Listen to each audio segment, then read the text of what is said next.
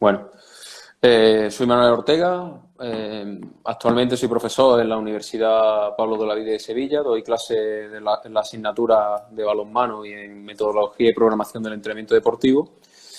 Y en el mundo de balonmano, pues he entrenado prácticamente en todas las categorías de formación y en los últimos tiempos di el paso al mundo profesional. He estado trabajando en el Club Ángel Ximénez en el balonmano Puente Genil.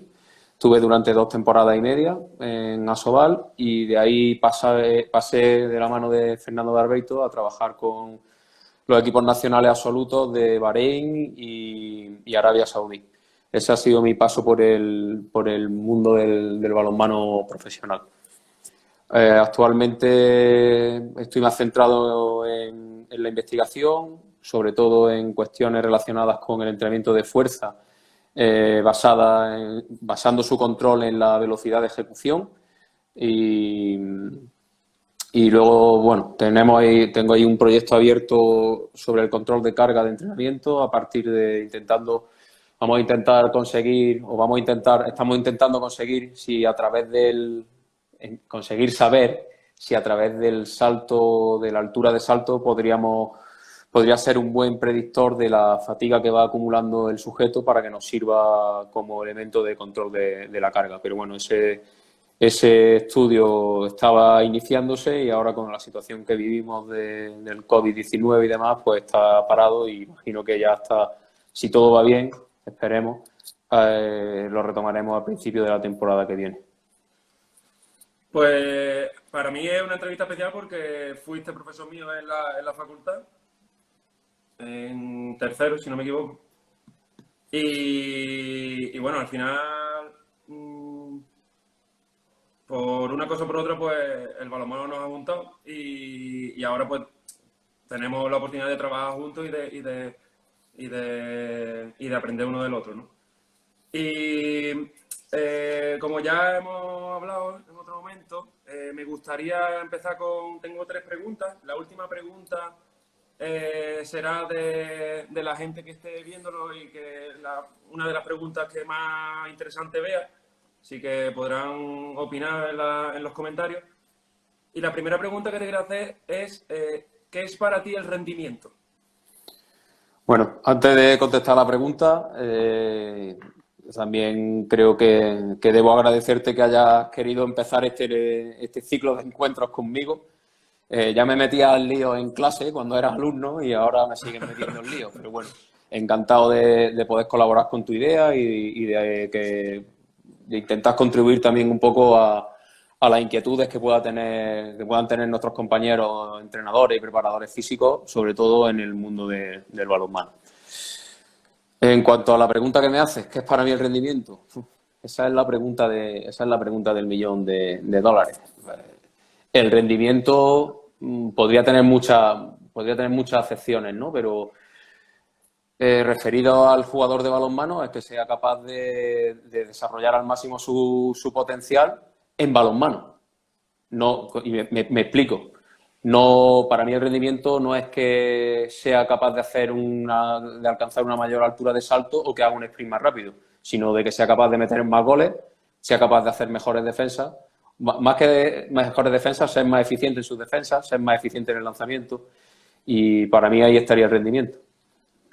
Y en cuanto, como lo concibes tú, ¿no? El concepto, ¿cuánto de ligado está con la salud?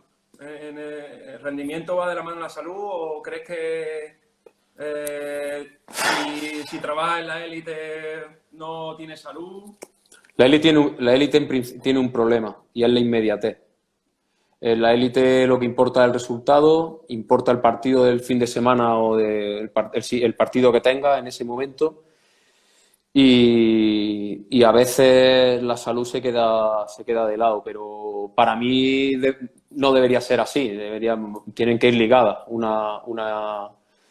Tienen que estar tienen que seguir el mismo camino, tienen que ir de la mano, salud y rendimiento, porque la temporada es muy larga. Nosotros no podemos pensar en a un partido vista. Nosotros, en este caso, tenemos que pensar en el conjunto de partidos que componen la temporada.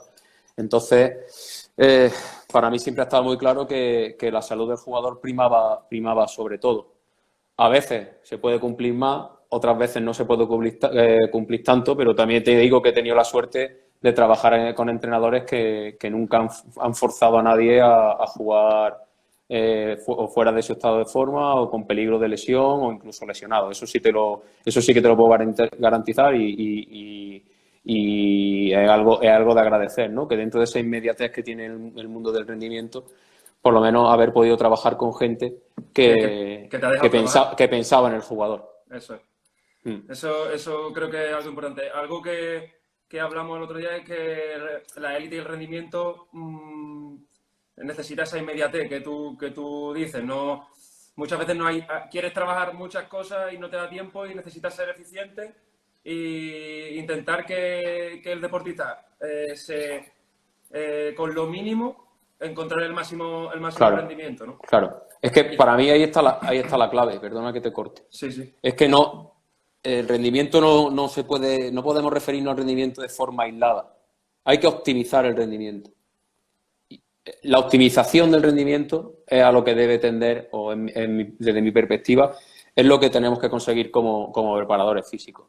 Ser capaces de que el jugador rinda a su máximo nivel de especificidad, no en una prueba en concreto, no en un resultado de un test en concreto, sino que sea capaz de rendir a su máximo nivel cuando lo precisamos. Y en nuestro caso lo precisamos todas las semanas. Eso es que también lo comentamos el otro día hablando que no existen esos picos de rendimiento como habla mucho la tele y como sobre todo la prensa, ¿no?, deportiva, que habla o que le gusta hablar de, bueno, el equipo está ahora bien físicamente y por eso está jugando bien. Eso realmente el que más o menos conoce o tiene algo de conocimiento del entrenamiento sabe que no es así. O sea, siempre se entrena para estar perfecto, para tener el mejor rendimiento.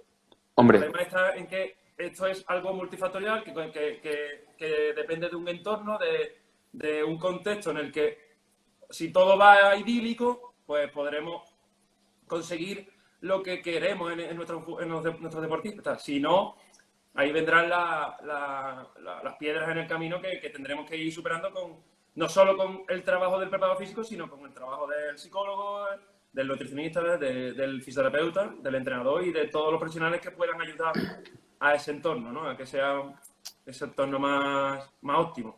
Bueno, está claro, haciendo referencia a lo último que dices, que el equipo multidisciplinar es fundamental. Trabajar con gente a tu lado, lo primero porque te quita presión, hace que focalices tu trabajo en lo que te corresponde y no tengas que estar atendiendo a cosas que a lo mejor en alguna ocasión no son casi ni de lo que más dominan, ¿no?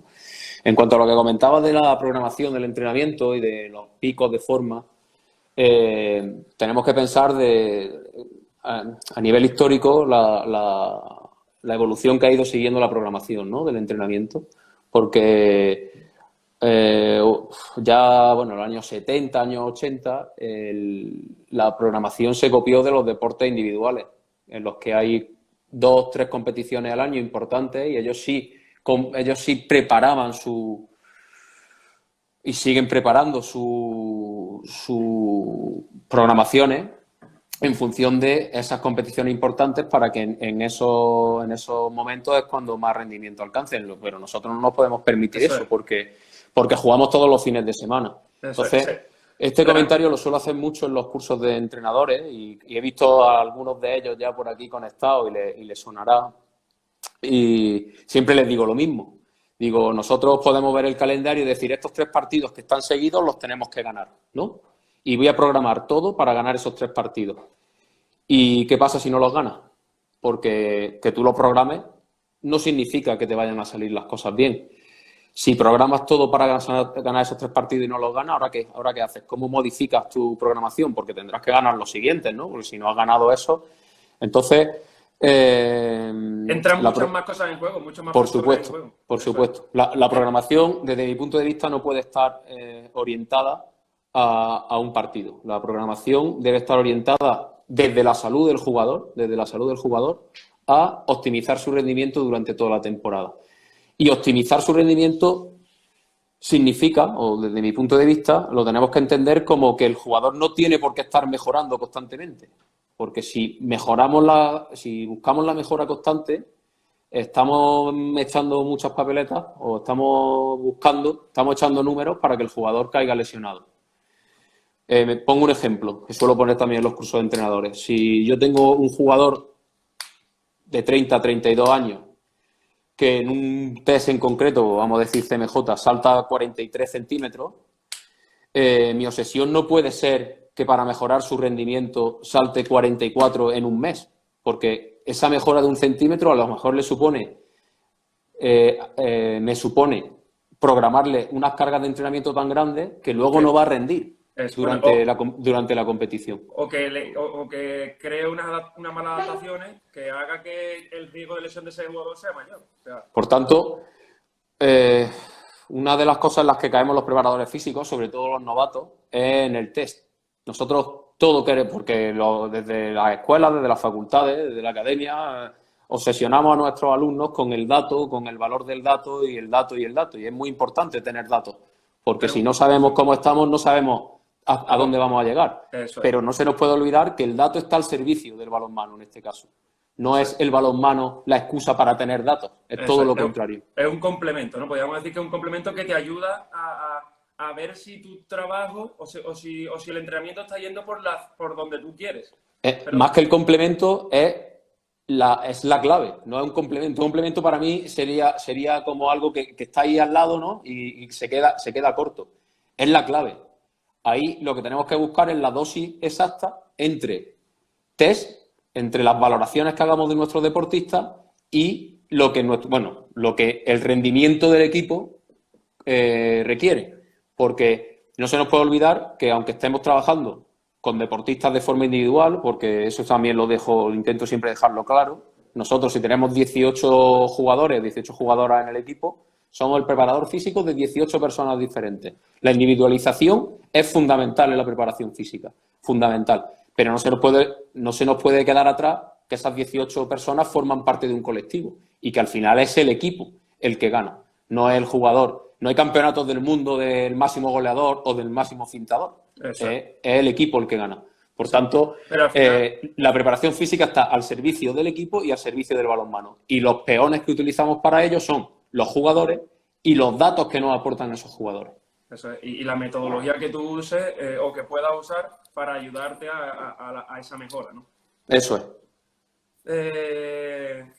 Totalmente de acuerdo con lo que dices, totalmente de acuerdo. Y al final, yo creo que también te lo comentaba el otro día que el empirismo o la práctica, por ahora, a día de hoy, está por encima no que va por delante de la ciencia. O sea, hay muchas cosas que no se pueden estudiar, como hablábamos, ¿no? Tanto cualitativa como cuantitativamente, y es muy difícil ir por delante de ello. Entonces... A ver. Todo se puede estudiar. Todo se puede estudiar, porque si no, la ciencia no evolucionaría. Todo se puede estudiar. La cuestión es de qué medios disponemos para estudiarlo, ¿vale?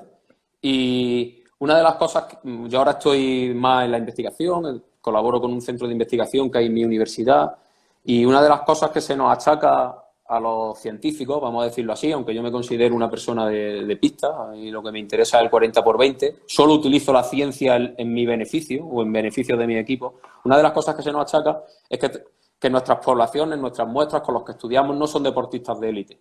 Claro, lógicamente, porque ¿qué equipo, qué entrenador presta a sus jugadores durante, por ejemplo, 8 semanas para hacer un estudio a ver qué efecto provoca una programación o un entrenamiento específico de sentadilla? No nos los podemos permitir.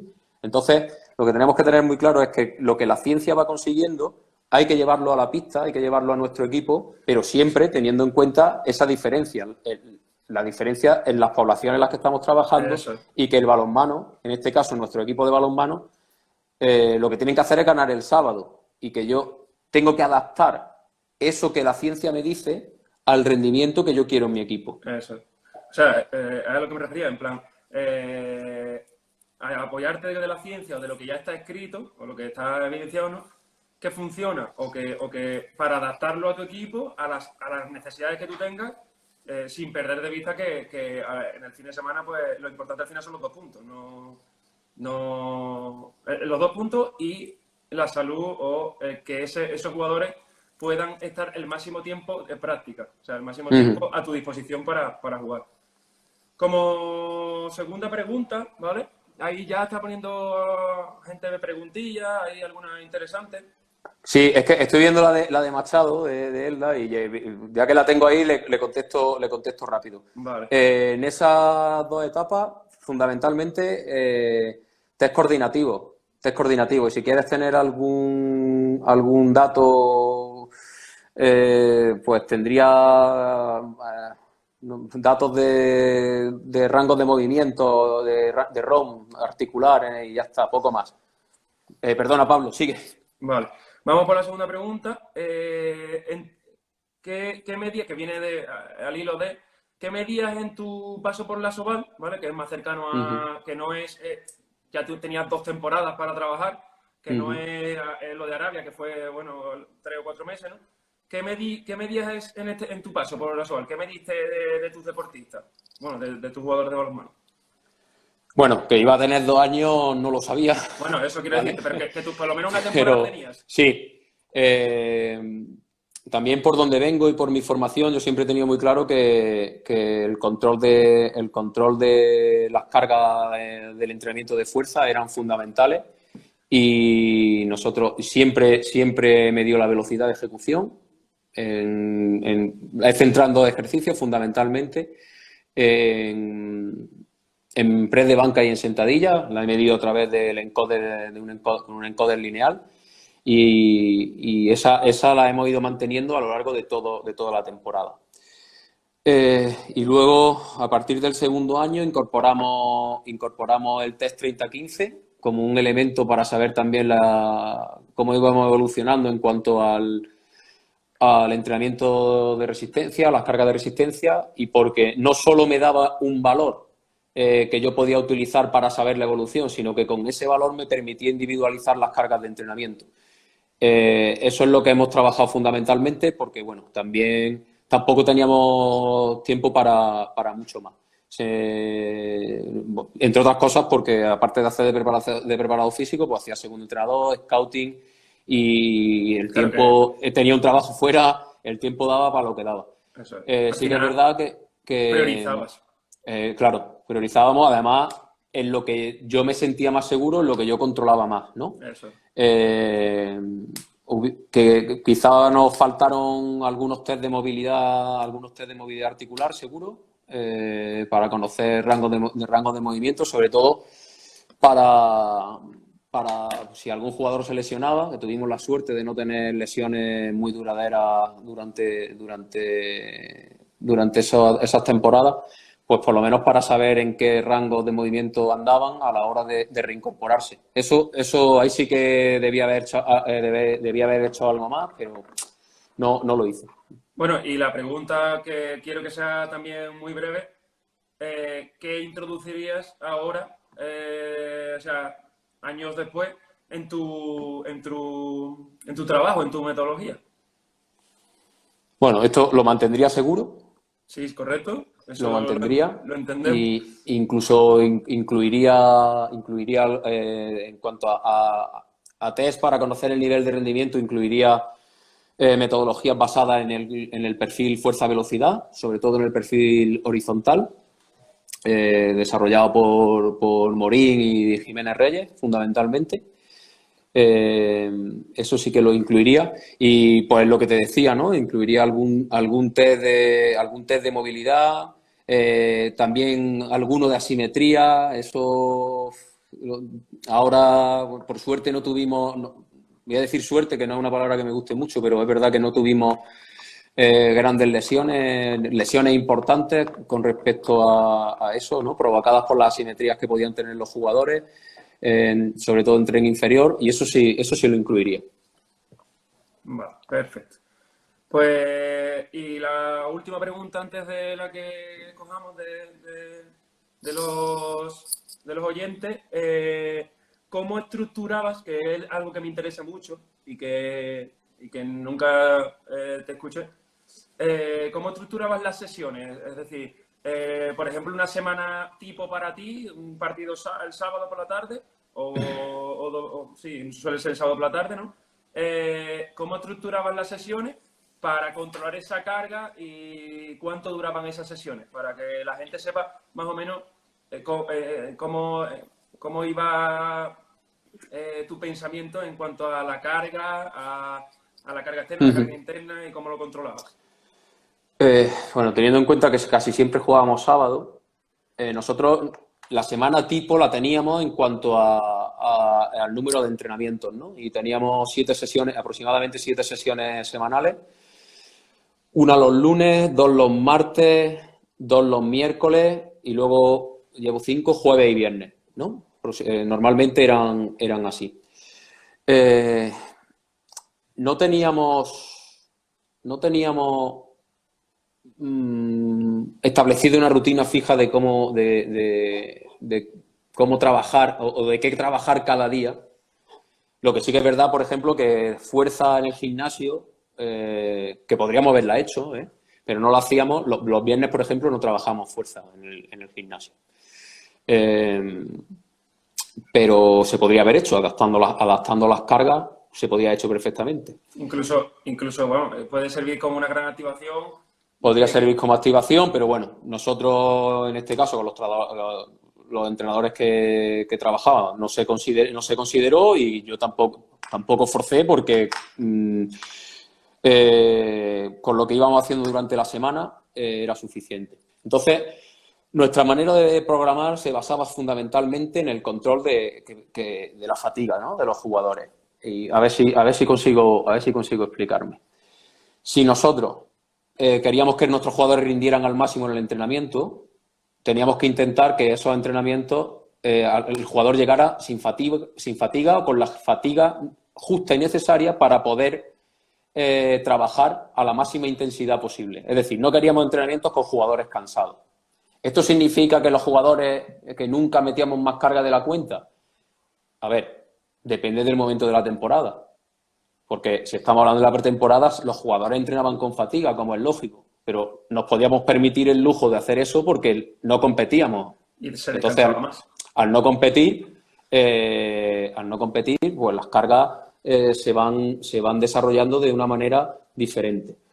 Entonces, nosotros normalmente hacíamos las sesiones de fuerza los martes por la mañana y los martes y los miércoles por la mañana, o los lunes por la tarde pocas veces y los miércoles.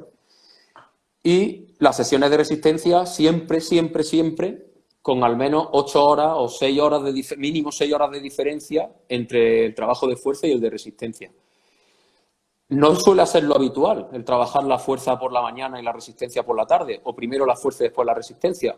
Tradicionalmente no lo ha sido, pero si nosotros basábamos nuestra metodología en la máxima velocidad de ejecución, no podíamos tolerar que nuestros jugadores fueran al entrenamiento de fuerza con fatiga, porque esa fatiga hace que la ejecución no fuera la máxima que ellos podían dar, ¿no?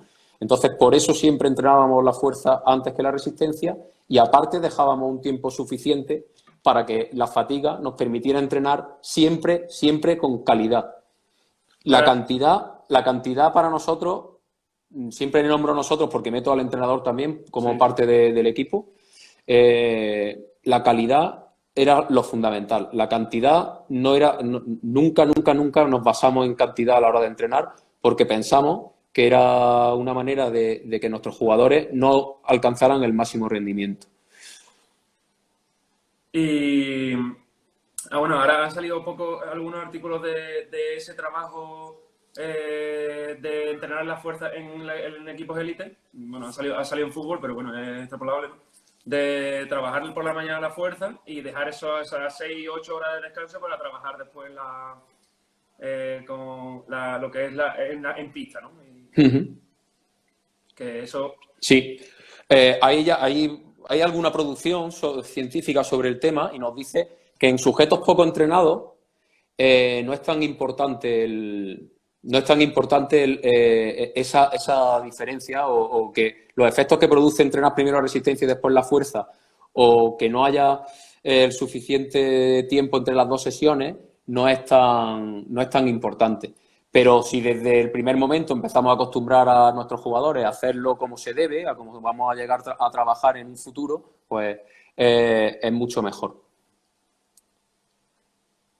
Que estoy leyendo. Sí, yo también estoy viendo un montón de preguntas. Estoy viendo un montón de preguntas interesantes sobre la fuerza máxima, sobre cómo integrar el trabajo de la fuerza en el trabajo. Si quieres la voy contestando porque yo, vamos, en principio no tengo prisa. Vale, terminamos esta pregunta, vale. y respondemos todas las que se puedan y ya está. O sea, las entrevistas se supone que eran de 30 a 45 minutos, pero sí, bueno. Si la gente está interesada, yo no tengo ningún problema. Vamos. Hemos empezado un poquito más tarde también, bueno, que no hay problema, estamos a gusto, yo por lo menos lo estoy, hablando de balonmano. Perfecto, entonces. Lo que quiero llegar, entonces, pero esa carga, ¿cómo la cuantificabas tú para decir, este jugador puede entrenar más tiempo en pista o menos tiempo en pista? O este jugador necesita recuperar un trabajo compensatorio o lo que sea, o puede entrenar fuerza. O sea, ¿cómo cuantificabais esa carga? Porque al final era difícil medir con ENCODE a todo el mundo, cuando tú entrenabas no era por RPE todavía, no. Era más sensación de cómo estás, de hablar mucho con el jugador, de además, estado emocional. El RP, aunque da muy buenos resultados en equipos que están entrenados en su uso, yo no lo llegamos a implementar porque, por ejemplo, yo tenía jugadores que estuvieran como estuvieran de cansados, ellos siempre te decían que no estaban cansados, ¿no? Porque les encantaba entrenar, les encantaba machacarse, y por suerte tenía casi más jugadores de esos que de los que te dicen que están siempre cansados, ¿no? Es que prácticamente de los que están siempre cansados no tenía. Entonces no lo usaba. Nosotros la cuantificación de las cargas establecimos una escala de valoración totalmente subjetiva y que es mi escala de valoración para ese equipo. Yo, si volviera a trabajar con otro equipo, no sé si la utilizaría. O tendría que hacer otra, claramente. O tendría que hacer otra. Entonces nosotros, basándonos en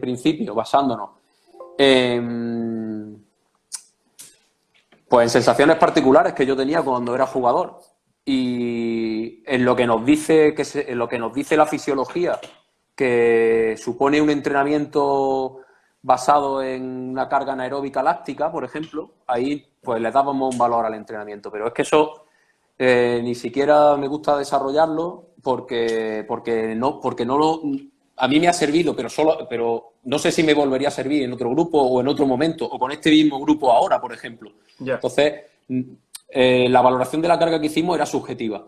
¿Por qué estábamos tranquilos a la hora de aplicar ese método?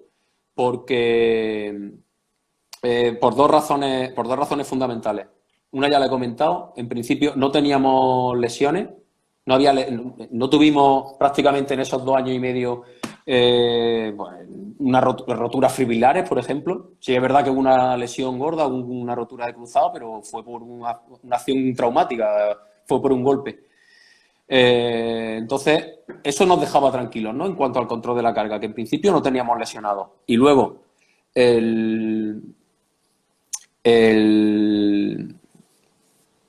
la evolución de las cargas a medida a través del encoder lineal, los jugadores de ciclo a ciclo siempre fueron mejorando su RM. Si no mejoraban, al menos nunca empeoramos. Y tengo los datos y eso lo podría enseñar. En ningún ciclo, la media de los jugadores, la media del equipo fue peor que en el ciclo anterior. Por tanto, consideramos que esa manera de cuantificar era suficiente para nosotros en ese momento y con los medios que teníamos.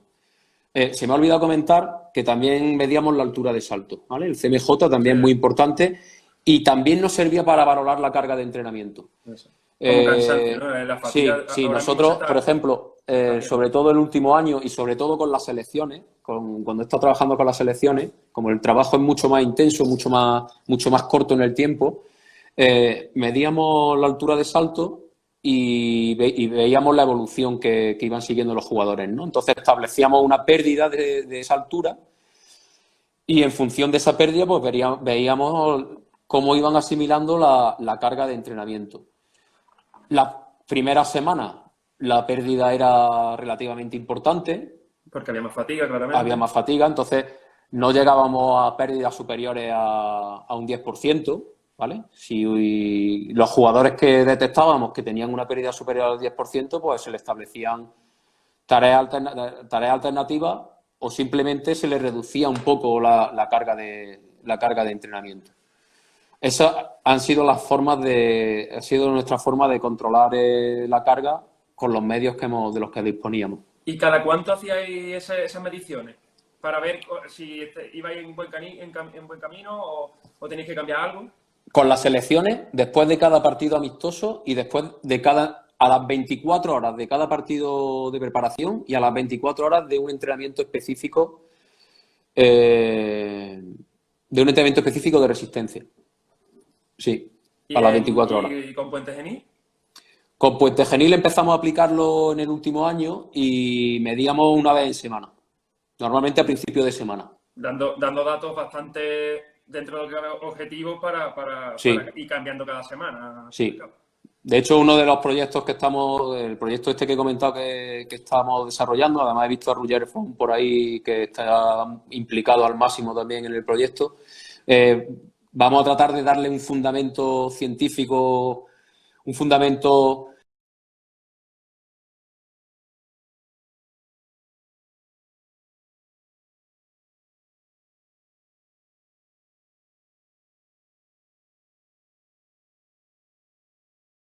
estable, por decirlo de alguna manera, a ver si la altura de salto puede ser un buen predictor de la fatiga, porque ya está demostrado que en deportes individuales sí, y queremos ver a ver qué pasa en deportes colectivos y en concreto en balonmano.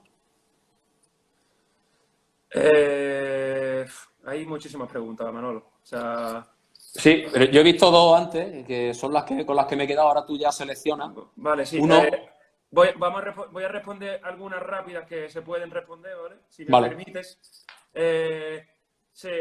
Nos pregunta si podemos pasar bibliografía, claramente. O sea, no hay ningún problema. Si yo dejo mi correo o Manolo, si no le importa, deja su correo para dar... Pide sobre trabajo de fuerza, ¿no? Valoración, planificación, etcétera, etcétera. Hay una aquí... vamos a responder algunas de arriba. Bueno, pregunta Machado de nuevo. ¿Los manuales medicinales infantil femenino? Sí, ¿por qué no? ¿Cuántos kilos? Claramente. O sea, es un material súper bueno para trabajar la pliometría del tren superior y el trabajo de carga. Los kilos, los que le permitan a la jugadora desarrollar el lanzamiento sin perder velocidad. Eso es. O sea, hay que individualizar lo máximo que se pueda y no hay que llegar a una extenuación sí, de todas formas, ojo también con el trabajo a una sola mano, con el trabajo de balón medicinal. Bueno, eso. Porque es que eso daría para otra charla. Para otra charla. ¿Vale? En cuanto a balón medicinal, me refiero yo a el trabajo de pliométrico del tren superior de fuerza. No me refiero a pasar con un balón medicinal, ¿vale? No sé, yo creo que me quería que... Venga, Pablo, concretemos. Selecciones absolutas con Argentina realizan trabajos de fuerza máxima a diario, en periodo competitivo, incluso en día de partido. ¿Cómo lo ves? Lo veo bien, lo veo muy bien, teniendo en cuenta la carga con la que trabajen. Si es que todo es cuestión de dosis. Nosotros trabajando con la selección de Bahrein o con la de Arabia, el día previo a jugarnos el pase a la semifinal, el día previo a la semifinal, nos metimos en el gimnasio y estuvimos haciendo trabajo de fuerza sin ningún problema. Luego los jugadores rindieron perfectamente. Es que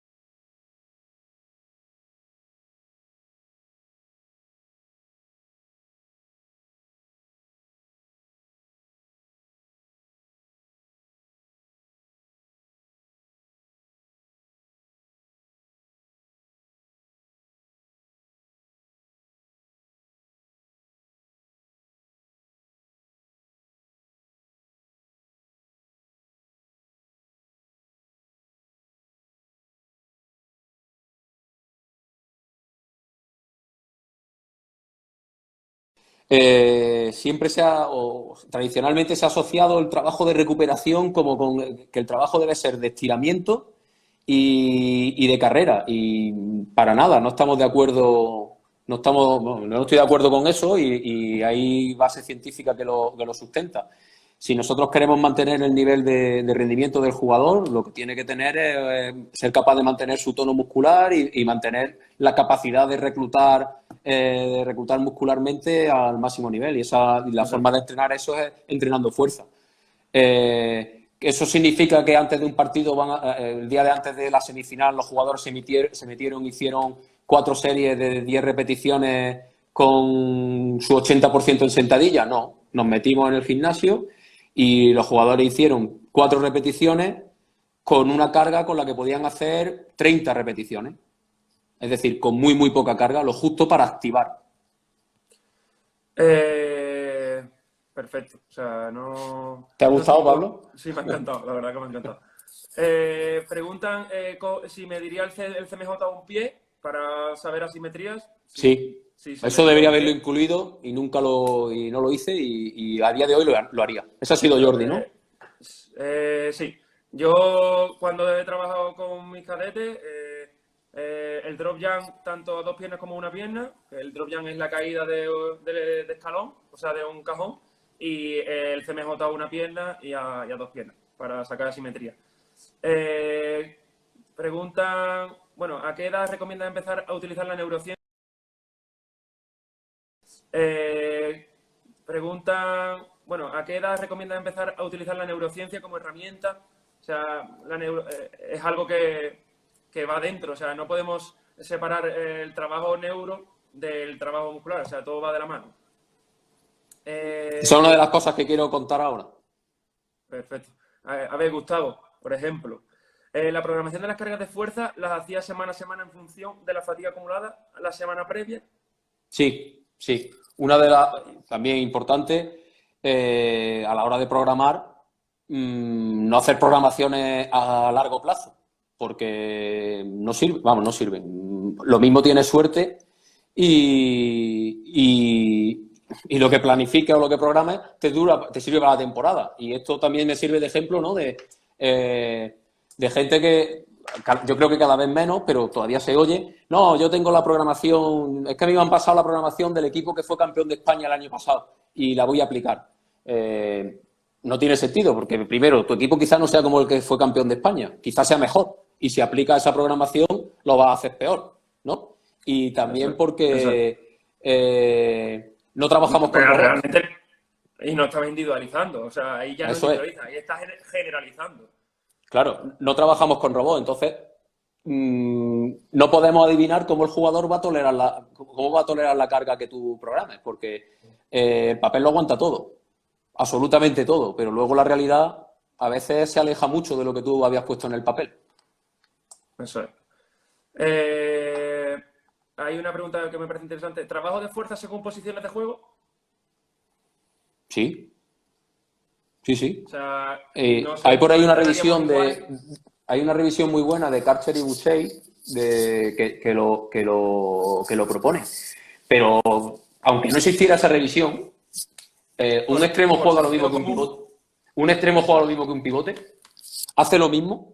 Es verdad que los dos juegan al balonmano, pero sus acciones sus acciones más específicas no se parecen. Tienen las mismas características antropométricas, porque ¿cuánto pesa un pivote? ¿Cuánto pesa un extremo? Por ejemplo, los años de Puente Genil nosotros teníamos pivotes muy grandes, muy, muy grandes. Nuestros pivotes no saltaban en los entrenamientos, prácticamente no saltaban. Intentábamos compensar ese trabajo de otra forma. Los extremos saltaban mucho más que los pivotes, a la hora de entrenar, me refiero. ¿Y cuándo saltaban específicamente los pivotes? En su tarea de pivote.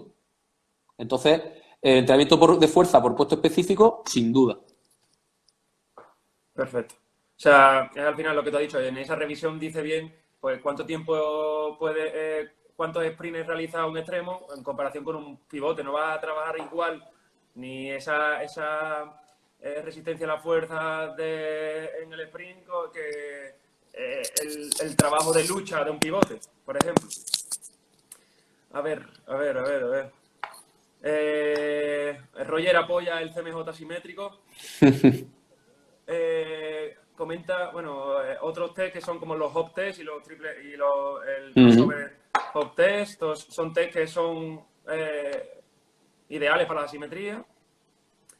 En un jugador que ha realizado 10-12 lanzamientos al 100% en un partido, con la siguiente disminución del ROM, ¿cuántas horas aconseja para la próxima sesión de fuerza? Esa pregunta es demasiado específica, no podría contestar no podría contestar así y sin verlo y sin ver cuánto perdió de... Claro, sin saber cuál es la pérdida de ROM y demás. Pero el entrenamiento de fuerza no debe ser... es que a lo mejor no he entendido bien también la pregunta. ¿Cuánto tiempo debe pasar hasta el siguiente entrenamiento de fuerza? Claro, Vale. Esa ganancia, esa pérdida de ROM que puede afectar, supongo que puede afectar al trabajo de fuerza, que en cuánto tiempo tú volverías a... Bueno, primero dar descanso o trabajar de nuevo esa ganancia de movilidad para recuperar la homogeneidad, ¿no? del ROM. Depende, ¿sabéis? Es que la NBA se van al gimnasio después de jugar los partidos. Justo después se meten en el gimnasio. Entonces, no soy capaz de darte una respuesta porque dependería de cómo es ese jugador, de su edad, de sus características, de si en todos los partidos tira 12 veces o solo fue en ese partido. Hay que ver mucho, pero como regla general, mientras más descanse, mejor. Porque va a tener menos fatiga. No sé. Pregunta, ¿y en base dónde nos debemos especificar, dónde no podemos especificar puesto, generalizamos más? Claro, es que si el propio nombre lo indica, base. Ahí lo que tenemos que hacer es una formación de base. Trabajar de forma... ahí estamos construyendo la base, perdón por la reiteración, pero estamos construyendo los pilares donde se va a sentar la preparación específica.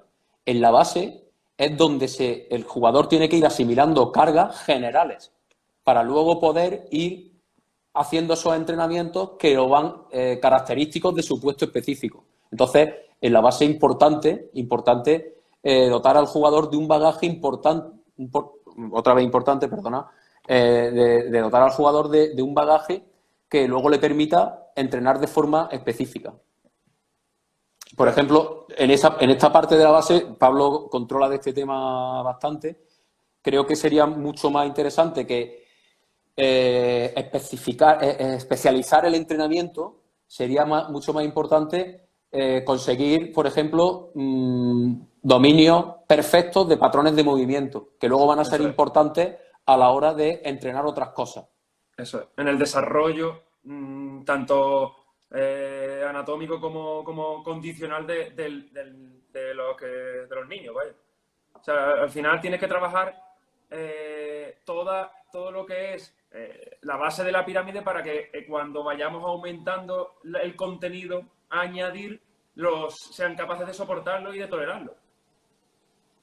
Por eso cada vez se empieza, o yo creo, o desde mi punto de vista, se debería empezar antes a trabajar la fuerza, que es una pregunta que hay ahí, que han puesto de ¿qué cualidad sería la primera que trabajarías en edades tempranas? Y la primera al final, y la única. O sea, eso es. Entonces, eso es lo que quería responder. O sea, es la fuerza, porque es la cualidad fundamental de la que emergen todas, ¿no? Sí. Lo que pasa, y así me sirve para contestar las dos cosas las dos preguntas que vi antes.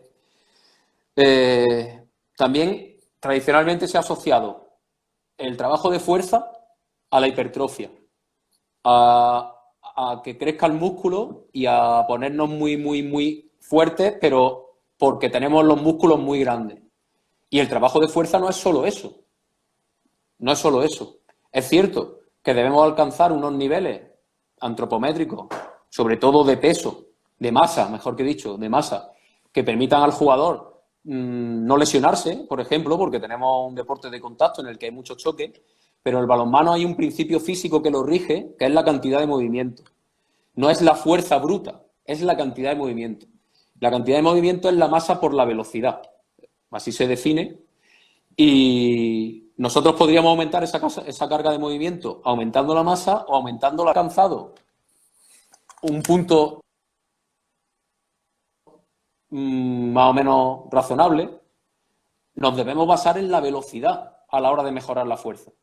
Y para mejorar la velocidad estamos incidiendo no en el sistema hipertrófico, no estamos incidiendo en hacer crecer el músculo, estamos incidiendo en factores neurales que antes preguntabais por ahí. Estamos incidiendo en cómo el jugador hace el reclutamiento de fibra, cómo es a la hora de ejecutar es capaz de ser más eficaz porque sus estímulos nerviosos reclutan más fibras musculares, con lo cual puede desarrollar más fuerza. Y en este punto siempre pongo como ejemplo, ¿no? Porque mis amigos que no son de balonmano, ¿no? Y ven algún partido y, por ejemplo, ven lanzar a Mikkel Hansen, ¿no? Dicen, pero joder, qué tío, ¿no? Es que hace así con la mano y pega unos trallazos tremendos. Es que ese jugador es capaz de desarrollar mucha fuerza porque su reclutamiento es muy bueno. Es muy bueno. O, por ejemplo, hablando con mi amigo Albite, de portero, él decía que Omeyer, por ejemplo, siempre hacía los saltos, siempre que iba a hacer un espagá o siempre que iba a hacer una acción de carácter explosivo, aunque no me gusta mucho utilizar ese término, de tren inferior, él nunca flexionaba las piernas, lo hacía con las piernas estiradas y con los brazos en alto. Normalmente, cuando nosotros queremos saltar muy, muy alto, aprovechamos el impulso que nos dan los brazos y flexionamos más para hacer más fuerza. No es que hagamos más fuerza, es que tenemos más tiempo para ejercer fuerza. Entonces, este jugador, sin flexionar las piernas y sin bajar los brazos, era capaz de lograr grandes alturas de salto porque era capaz de hacer un reclutamiento de fibras muy importante. Es decir, tenía su vía neural, tenía la vía neural muy bien desarrollada y no era solo, no era muy fuerte por estar cuadrado. Era muy fuerte porque era capaz de ejecutar muy rápido. Me he metido una buena charla ahí, perdón, No, está perfecto, está perfecto. Que es algo que es un poco mito, ¿no? Y que con poco conocimiento, que no, la fuerza no va de la mano de la masa muscular que se tenga, sino de la coordinación e intramuscular y de esa conexión neural de cerebro-músculo, o ese output que hace que nosotros apliquemos más o menos fuerza. ¿Que ayuda a esa masa muscular? Claramente ayuda, pero se puede ver a gente con mucha masa muscular, pero con muy poco reclutamiento. Así es. Eso es más o menos algo que se escucha mucho, pero que no es real. Hay una pregunta que es rápida. ¿Qué recomendaciones le daría a un entrenador que va a empezar en categorías pequeñas? ¿Recomendaciones en cuanto al entrenamiento físico? Sí, en categorías pequeñas. Trabajos coordinativos, fundamentalmente. Trabajos coordinativos y trabajo aeróbico. Primero, aeróbico porque los chavales no tienen madurez suficiente para asimilar cargas anaeróbicas, lácticas, y luego también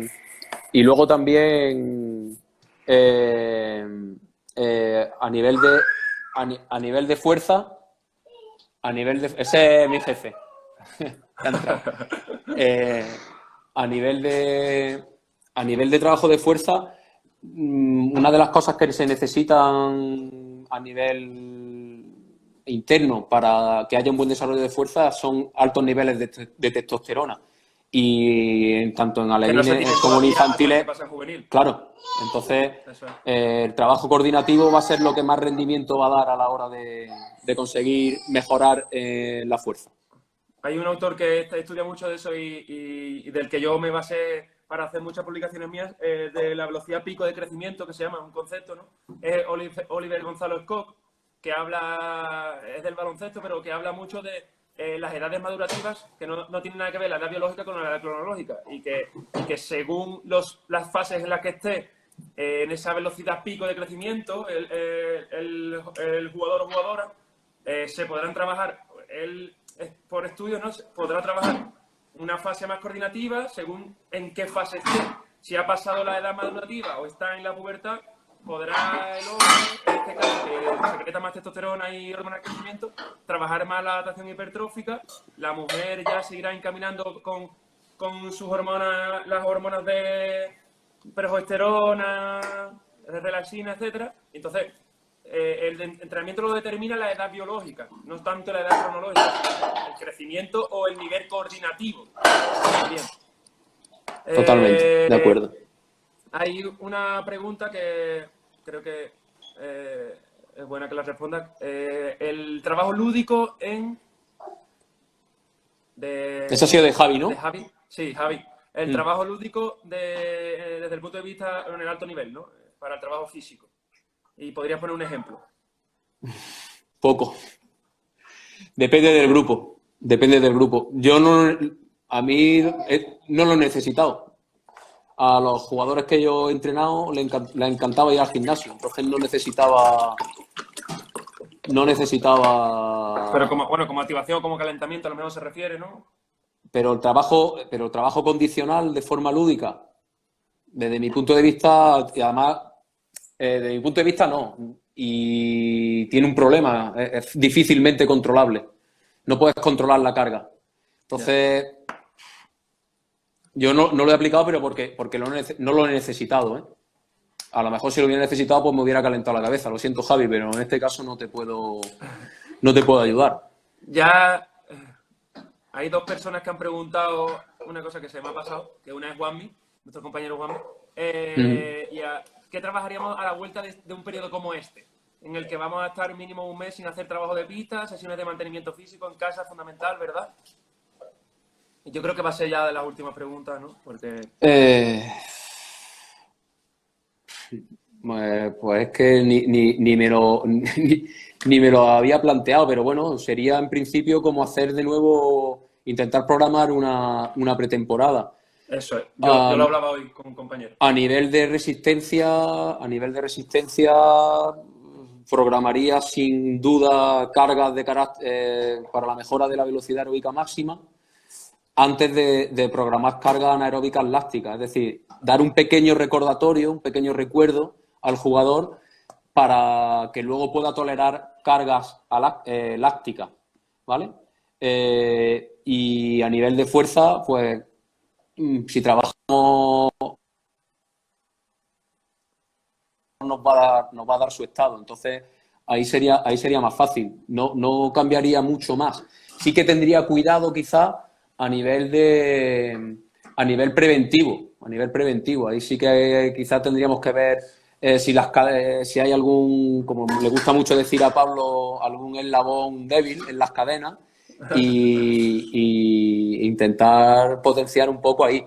Pero sobre todo a nivel de resistencia, como digo, trabajo para el desarrollo de la velocidad aeróbica máxima y en fuerza, controlando a través de la velocidad de ejecución, el propio jugador nos va a decir cómo está. No necesitamos hacer muchas adaptaciones. Yo lo comentaba con un compañero, es como una mini pretemporada, crear una mini pretemporada como en Navidad, entre comillas, ¿no? Cuando hay un parón grande. Y que en resumen es una progresión paulatina de la carga hasta que se adapte de nuevo a el estrés que tenía anteriormente, o el estrés competitivo o el entorno de vuelta a la competición. Algo así.